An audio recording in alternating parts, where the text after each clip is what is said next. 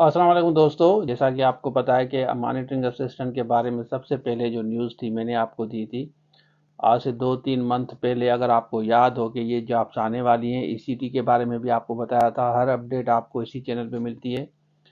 और उसके बाद काफ़ी कैंडिडेट्स को अब परेशानी हो रही है। ये कोर्स हम आपको जूम लाइव क्लासेस हम दे रहे हैं, बिल्कुल आपको जैसे मैंने बताया है कि इसमें जो मोबाइल एप्लीकेशन है वही डिसाइसिव होगा। उसके बेसिस पे एक एक मिनट आपका कीमती है।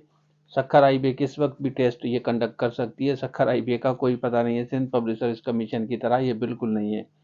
अब इसमें कुछ क्यूरीज हैं, आप लोगों की परेशानी है, मैंने बेहतर समझा कि आपको बता दूं। कल भी शॉर्ट क्लिप में मैंने बताया था। देखिए, ये एक मैसेज है दिलीप का और ये सर्कुलेट कर रहा है। एक चीज़ होती है ना तो वो सर्कुलेट होती है।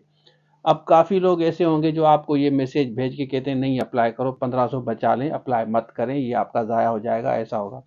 लेकिन वो कैंडिडेट खुद अप्लाई कर रहा है, मेरे सामने है। मैंने काफ़ी लोगों को देखा है कि दूसरों को मना कर रहे हैं, लेकिन उसके बाद मुझसे पूछ रहे हैं कि सर फलां फलां ये चीज़ें हैं तो यहाँ पे इशू आ रहा है, तो इसमें हम क्या करें, फलां डॉक्यूमेंट्स कैसे अपलोड करें, ये चीज़ कैसे अपलोड करें। ये चीज़ हमारे से वो पूछ रहे हैं क्योंकि हमारी टीम में ज़ाहिर काम करती है सारा। तो दूसरों को कह रहे हैं कि अप्लाई मत करें। देखें, ये एक मुनाफकत है। मैं आपको कहता हूं कि बंदा स्ट्रेट फॉरवर्ड होना चाहिए कि भाई देखें, सखर आईबीए, मैं आपको बताऊं, सखर आईबीए के पास कम से कम हमेशा रूम होता है। आपको पता है कि पीएसटी जेएसटी में 55 पे पास था, ह्यू एंड किराए के बाद 40 पे पास हुआ। तो सखर आईबीए की पॉलिसी में फ्लेक्सिबिलिटी होती है। 55 वाला पीएसटी जेएसटी 40 पे कैसे हुआ ये आपको याद होगा ना, मतलब फ्लेक्सिबिलिटी है।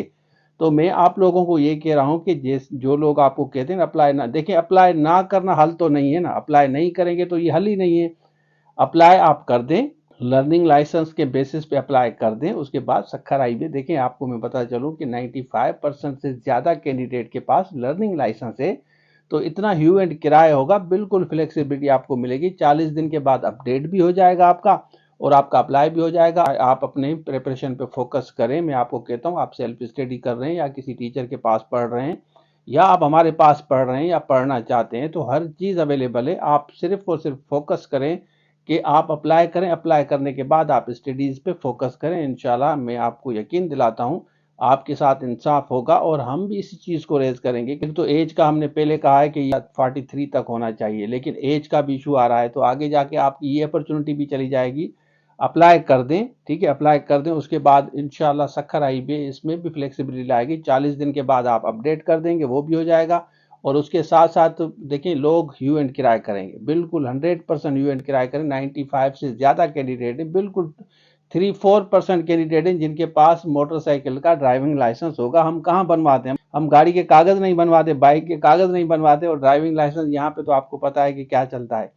तो मैं आपको सजेस्ट कर रहा हूँ कि आप अप्लाई करें। सेल्फ स्टडीज़ कर रहे हैं, किसी टीचर के पास पढ़ रहे हैं या हमारे पास पढ़ रहे हैं, फोकस करें स्टडीज़ पे, बिस्मिल्लाह करके अप्लाई करें और तैयारी पकड़ें। इंशाल्लाह इस टेस्ट की भी अपडेट आपको बिल्कुल टाइम टू टाइम मिलेगी। कोई भी अगर आपको कहता है ना कि आप अप्लाई ना करें, आप उसकी हिस्ट्री चेक करें।